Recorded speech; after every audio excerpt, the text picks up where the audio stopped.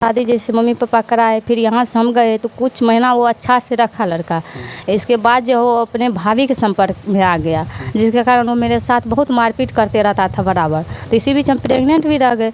तो रहने के बाद उनको इसका भनक लग गया कि हाँ है, तो फिर और ज़्यादा मारपीट करने लगा, वो टॉर्चर करने लगा। फिर शादी किए थे, कितना दहेज दिए? 3.5 लाख। 3.5 लाख रुपए दहेज दिए जी, 3 लाख से ऊपर का सामान दिया है। क्या और भी सुन रहे हैं कि डिमांड किया? डिमांड तो शुरू से ही मतलब 6 महीने के बाद डिमांड बोला जो कि 1 लाख रुपया 2 भर सोना, 1 बुलेट दीजिएगा तब हम रखेंगे। लेकिन मांगा गया 10,000 रुपया, जिसमें कि हम बोले कि अब हम बच्चा को देखेंगे कि आप लोग को घूस के तौर पर रुपया देंगे। मेरे पास कुछ भी नहीं है, अगर पकड़ना है तो पकड़िए, नहीं पकड़ना है तो छोड़िए। जो कि अब 17 जनवरी को वारंट इशू हुआ, अभी तक वो गिरफ्तार भी लड़का नहीं हुआ। 2 को बेल भी मिल चुका है और 1 का बेल फाइल किया है। तो इसके बाद हाईकोर्ट जाएगा, जिसमें कि नॉन अवेलेबल वारंट लेके हम 3 बार मुसाफिल थाना कटिहार गए। कटिहार का थाना अध्यक्ष रंजीत कुमार हैं, उससे भी बात किए, जिसके पास नॉन अवेलेबल वारंट है। लेकिन प्रशासन के द्वारा सीधे तौर पे आप कोई सुनवाई नहीं किया, कोई सुनवाई नहीं किया जा रहा है। और इसमें जो दलाल है वो 10,000 का डिमांड किया हमसे, अर्जुन 10,000 रुपया दीजिएगा तब सुनवाई होगा। तब प्रशासन से हम यही कहना चाहेंगे, हमें सही इंसाफ मिले, ताकि दूसरे औरत के साथ फिर से ऐसा नहीं हो। काहे कि उसके घर में बार बार ऐसा घटना होते रहता है। और प्रशासन घर में बार बार ऐसा घटना होते रहता है सर, और वहाँ का प्रशासन हाथ पर हाथ दे के बैठल रहता है। उसको सिर्फ रुपया से मतलब रहता है और किसी से मतलब नहीं रहता है। कहाँ आवेदन दिया? आवेदन सबसे पहले तो महिला थाना अररिया गए, तो वहाँ पर कहना हुआ कि ये जो मामला बहुत पुराना है, यहाँ पर केस दर्ज नहीं होगा, आपको कटिहार जाना पड़े। हाय हेलो नमस्कार प्रणाम, मैं विजय कुमार भारती और आप देख रहे हैं बिहार पब्लिक न्यूज़ प्लस। अभी हमारी मौजूदगी अररिया ज़िला में है और आपको बता दें कि आज अभी जो हम पहुँचे हैं एक ऐसी घटना है जो कि अक्सर होते रहता है। सबसे पहले हम घटना के बारे में बता दें कि 5 साल पहले इनका शादी हुआ था और शादी के 4 महीने बाद इनके पति इनको छोड़ दिया। देख सकते हैं। और अब बाद में कि हम जानने की प्रयास करेंगे इनसे जी कैसे क्या मामला हो। क्या नाम है आपका? प्रियंका कुमारी। कैसे क्या घटना हुआ आपके साथ? घटना यही हुआ कि मेरा शादी जैसे मम्मी पापा कराए, फिर यहाँ से हम गए तो कुछ महीना वो अच्छा से रखा लड़का। इसके बाद जो वो अपने भाभी के संपर्क में आ गया, जिसके कारण वो मेरे साथ बहुत मारपीट करते रहता था बराबर। तो इसी बीच हम प्रेग्नेंट भी रह गए। तो रहने के बाद उनको इसका भनक लग गया कि हाँ है, तो फिर और ज़्यादा मारपीट करने लगा, वो टॉर्चर करने लगा। फिर ये बात बताइए, आप जो बोल रहे हैं कि अपने भाभी के साथ संपर्क था उनका, ये आप कैसे कर सकते हैं? हम नज़र से देखे हैं तो कैसे नहीं कर सकते। आप नज़र से देखे जी। उसके बाद फिर मारपीट करते करते हम बहुत ज़्यादा बीमार पड़ गए, बचने वाले नहीं थे। तो किसी तरह हम सरपंच जी के पास आए। सरपंच जी मेरे स्थिति को देखते हुए वो बोले ठीक है, आप इनको ले जाइए। ले जाने के बाद अगर ठीक हो जाएगी तो हम इसका फैसला करेंगे। फिर हम मायके चले आए। वहाँ से मायके आने के बाद हम ठीक हुए। फिर बेटी हुई। बेटी होने के बाद हम सबको वहाँ पर खबर दी, ससुराल पक्ष को, जो अभी तक कोई देखने के लिए भी नहीं आए, ना ही कोई सहयोग किया है। एक बात बताइए कि आपकी शादी कब हुई थी? 30 मई 2019 को। 30 मई 2019 से लगभग लमसम 5 साल होने वाले। जी। फिर दरार क्यों आया अचानक आप लोगों के बीच में? वही भाभी के संपर्क में आने के बाद। यानी कि भाभी के संपर्क में आने से? जी। संपर्क में आने से हुआ? जी। तो उसके बाद आप क्या किए थे? फिर जब देखे, बहुत कोशिश की किसी तरह मेरा घर फिर से बस जाए, तो लेकिन वो मानने के लिए तैयार नहीं हुआ। तो बोला ठीक है, तुम 10 आदमी को बैठाओ पंचायत, तो इसके बाद हम मानेंगे। तो फिर हम उसके दरवाजे पर 50 आदमी के लगभग, यहाँ मेरे गांव के भी मुखिया सरपंच थे और वहाँ के भी मुखिया सरपंच थे। 2021 में हम पंच भी बैठाए उसके दरवाजे पर। बैठाने के बाद लड़का बोले ठीक है, हम रखने के लिए तैयार, अगर लड़के रहने के लिए तैयार है तो हम रखने के लिए तैयार हैं। तो हम बोले हम जाएंगे कहाँ, अब तो बच्चा हो गया, हम तो रहेंगे यहीं। तो फिर सब कुछ हो गया। तो मुखिया जी का कहना हुआ कि तुम तो विदाई करके नहीं लाए हो, फिर ये कैसे रहेगी, तुमको विदाई करके लाना पड़ेगा, इसके बाद ये रहेगी।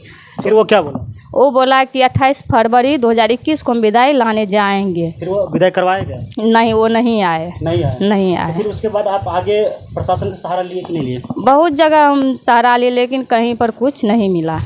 कुछ नहीं मिला? नहीं। कहाँ आवेदन दिया है? आवेदन सबसे पहले तो महिला थाना अररिया गए, तो वहाँ पर कहना हुआ कि ये जो मामला बहुत पुराना है, यहाँ पर केस दर्ज नहीं होगा, आपको कटिहार जाना पड़े। तभी मेरी बच्ची बहुत छोटी थी, तो जाने आने में हमें भी परेशानी होता है। तो हम बोले सर देखिए, किसी तरह आप केस दर्ज कर लीजिए, हम तो कटिहार जा नहीं सकते हैं, काहे कि बच्चा है, आने जाने में तो बहुत दिक्कत होगा। तो बोले नहीं होगा यहाँ से। फिर हम SP DSP वो पोस्ट ऑफिस के द्वारा आवेदन दिए, तो उससे भी कुछ नहीं हुआ। 1 महीना देख, उससे कुछ नहीं हुआ। तो फिर हम अररिया कोर्ट में केस किए हैं। अभी तक आपसे बात होती है या नहीं? बात तो नहीं होती। बात नहीं होती, कोई बात नहीं होती। नहीं, आपकी सासू माँ सबसे किसी से नहीं होता है किसी से बात नहीं होता? जी। तो सोच सकते हैं मामला ऐसा है कि इनके जो पति थे उनका जो संबंध थे वो भाभी से थे और वही कारण है कि इनको छोड़ दिया गया। हालांकि ये कोर्ट का भी चक्कर पूरे शासन और प्रशासन से भी थक हार करके कोर्ट का भी चक्कर लगा रही है, लेकिन अभी तक न्याय नहीं मिला है। जानते हैं क्यों न्याय नहीं मिला? क्योंकि ये बिहार है, बिहार में न्याय मिलना मुश्किल है और यही कारण है कि ये अभी भटक रही है और अपने मायके में है। तो सोच सकते हैं एक पिता अपने बेटी को किस तरह से शादी विवाह करते हैं और शादी विवाह में कितना खर्च होता है, जो कि बताया जा रहा है कि आवेदन के अनुसार कि दहेज दे करके शादी किए हुए थे, क्योंकि काफ़ी सारा पैसा खर्चा हुआ था। लेकिन उसके बाद भी ये लोग ऐसे ऐसे कारनामे करते हैं। ये बिहार के जो प्रशासन है तो कहीं ना कहीं इसमें उसकी लापरवाही है। कम से कम उस पर कार्रवाई करना चाहिए, लेकिन अभी तक इन पर उस पर कोई कार्रवाई नहीं हुआ है, इनको न्याय नहीं मिला है। तो कहाँ तक ये सही है? क्या कहना चाहेंगे प्रशासन से? हम यही करना चाहेंगे हमें सही इंसाफ मिले, ताकि दूसरे औरत के साथ फिर से ऐसा नहीं हो। काहे कि उसके घर में बार बार ऐसा घटना होते रहता है और प्रशासन घर में बार बार ऐसा घटना होते रहता है सर, और वहाँ का प्रशासन हाथ पर हाथ दे के बैठल रहता है। उसको सिर्फ रुपया से मतलब रहता है और किसी से मतलब नहीं रहता है। सिर्फ रुपया से मतलब जी। तो सोच सकते हैं बिहार में जो कहा जाता है सुशासन की सरकार है, लेकिन नीतीश बाबूजी आपकी जो प्रशासन है वो बिना रुपया के नहीं सुनते। ये सच्चाई है। कितना रुपया दिए प्रशासन को? हम तो नहीं दिए, लेकिन मांगा गया 10,000 रुपया, जिसमें कि हम बोले कि अब हम बच्चा को देखेंगे कि आप लोग को घूस के तौर पर रुपया देंगे। मेरे पास कुछ भी नहीं है, अगर पकड़ना है तो पकड़िए, नहीं पकड़ना है तो छोड़िए। जो कि अब 17 जनवरी को वारंट इशू हुआ, अभी तक वो गिरफ्तार भी लड़का नहीं हुआ। 2 को बेल भी मिल चुका है और 1 का बेल फाइल किया है। 2 का बेल मिल चुका है जी। और आपके पति का? पति का नहीं मिला है, वो यहाँ से रिजेक्ट हो गया, पटना जाएगा। जी। तो चलिए इनके पापा जी हैं, इनसे बात करने की प्रयास करते हैं कि आखिर इनकी क्या कुछ कहना चाहेंगे। क्या नाम हो चाचा? अर्जुन मेहता। कैसे क्या घटना हुआ आपकी बेटी के साथ? बेटी का शादी किए 6 महीना तक ठीक ठाक रहा। इसके बाद मारपीट किया तो हम लाए यहाँ पर, प्रेग्नेंट थी। इसके बाद बच्चे हुए तो उनका लड़का का कहना हुआ जो कि पंचायत कीजिए तब हम लेंगे, जिसमें कि हम 22 दिसंबर 2020 को पंचायत बैठाए, जिसमें कि यहाँ का मुखिया सरपंच और वहाँ का मुखिया सरपंच थे, जिसमें कि नारायण पासवान जी वहाँ का मुखिया थे हपलागंज का। तो वो बोले जो कि लड़का बोला जो कि ठीक है हम लाएंगे 28 फरवरी 2021 को। तो नारायण पासवान जी मुखिया जी कहना हुआ जी कि देखिए मैं बुलाया हूँ इसको पंचायती तौर पर, इस परिस्थिति में यह लड़की यहाँ नहीं रहेगी, तुम दिन बनाओ। उस दिन को हम लोग 5 आदमी यहाँ से चलेंगे और लड़की पक्ष से खर्चा भी करवाएंगे और विदाई हम लोग। कौन मुखिया जी बोला ऐसा? मुखिया जी पक्ष से खर्चा भी करवाएंगे? हाँ, खर्चा मतलब खाना पीना में जो खर्चा होगा। अच्छा, हाँ, हम लोग बाराती भी नहीं गए हैं, तो जो खर्चा वो खाना पीना में खाएंगे, वहाँ बाराती में हम लोग विदाई करा के लाएंगे। लेकिन ऐसा हुआ क्या? नहीं। इसके बाद 28 फरवरी बीतने के बाद हम नारायण पासवान जी को फ़ोन किए, मुखिया जी इस तरह की बात है, आप क्यों विदाई तो नहीं ले गया, मुकर गया? तो बोला बहुत हरामी है, हम लोगों का बात मानता ही नहीं है। हाँ, इसको उठा के ले जाइए, वहीं पर जो करना हुआ कीजिएगा। इसके बाद हम आवेदन SP DSP Katihar, SP Araria, DIG IG Purnia हर जगह दिए, सभी को दिए, कोई नहीं सुनवाई, कोई सुनवाई नहीं किया। थक हार के इसके बाद हम कोर्ट में 498 का केस किए हैं, जिसमें कि 3 अभियुक्त है, माँ है, बहन है, लड़का है, जिसमें कि 2 का बेल हो गया है, 1 का बेल 10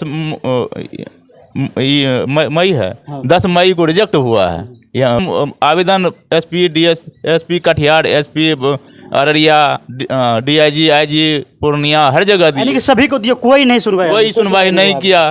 थक हार के इसके बाद हम कोर्ट में 498 का केस किए हैं, जिसमें कि 3 अभियुक्त है, माँ है, बहन है, लड़का है, जिसमें कि 2 का बेल हो गया है, 1 का बेल 10 मई है, 10 मई को रिजेक्ट हुआ है। यह बेटी का जो शादी किए थे कितना दहेज दिए? 3.5 लाख। 3.5 लाख रुपया दहेज दिए जी।